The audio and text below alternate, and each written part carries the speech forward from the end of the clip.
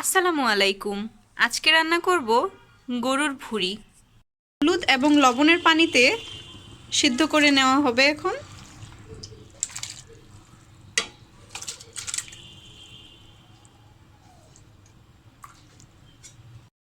কিছুক্ষণ সিদ্ধ করে নিব, তারপরে রান্নার জন্য প্রস্তুত হয়ে যাবে। এই তো গরুর ভুঁড়িগুলো এখন ধুয়ে নেওয়া হচ্ছে ভালো করে, পানিটা ঝরিয়ে নেওয়ার পরে।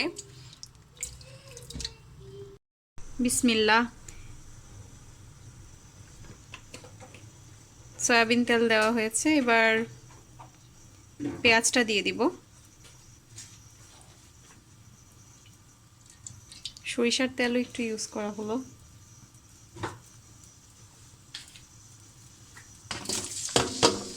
আসলে রান্নাটা রাঁধুনির উপরে ডিপেন্ড করে, কে কিভাবে রান্না করছে।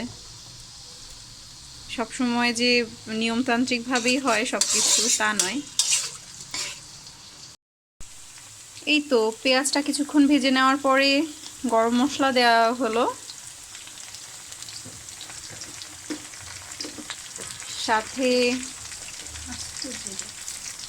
আস্ত জিরে অ্যাড করা হয়েছে।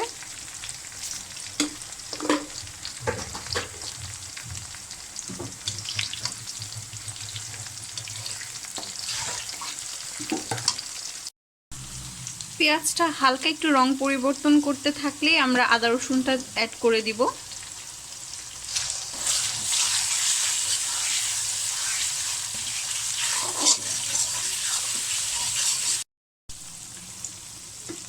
এবার এটাতে লবণ অ্যাড করা হচ্ছে।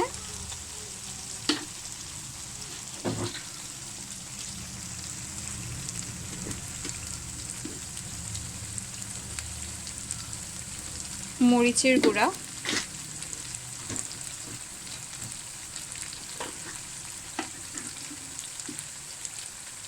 এবং হলুদের গুঁড়া।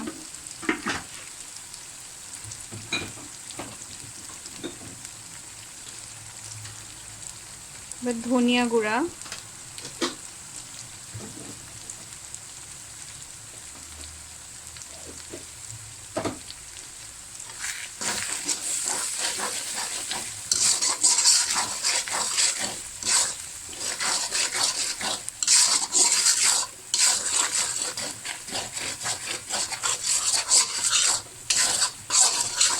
তেলটা উপরে উঠে আসা পর্যন্ত আমাদেরকে ওয়েট করতে হবে। গোলমরিচের গুঁড়া এবং জিরা গুঁড়াটা অ্যাড করা হলো। রান্নার পরেও আমরা জিরা গুঁড়াটা উপর দিয়ে ছড়িয়ে দিব, এতে করে ঘ্রাণটা খুব ভালো আসে। পেঁয়াজটাকে খুব সুন্দর করে কষানোর পরে এখন গরুর কিছুটা সেদ্ধ করে রাখা ভুঁড়ি দিয়ে দিলাম। এটা এবার বেশ কিছুক্ষণ নেড়ে নিতে হবে।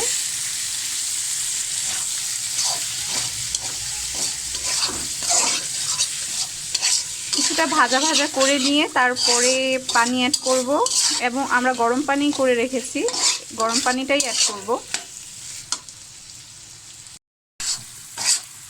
এরকম সুন্দর করে ভাজা ভাজা করে নেওয়ার পরে আমরা অ্যাড করে দিব কিউব করে কেটে রাখা আলু।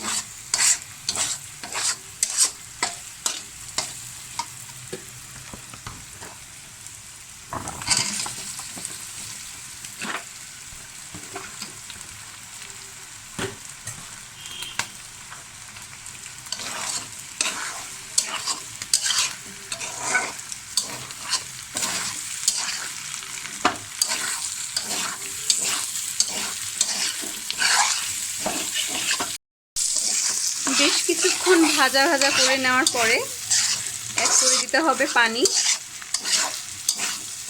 বাকিটা সেদ্ধ হওয়ার জন্য।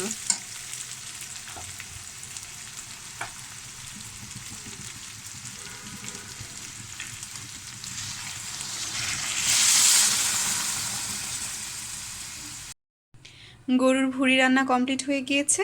ধন্যবাদ সবাইকে আমাদের সাথে থাকার জন্য।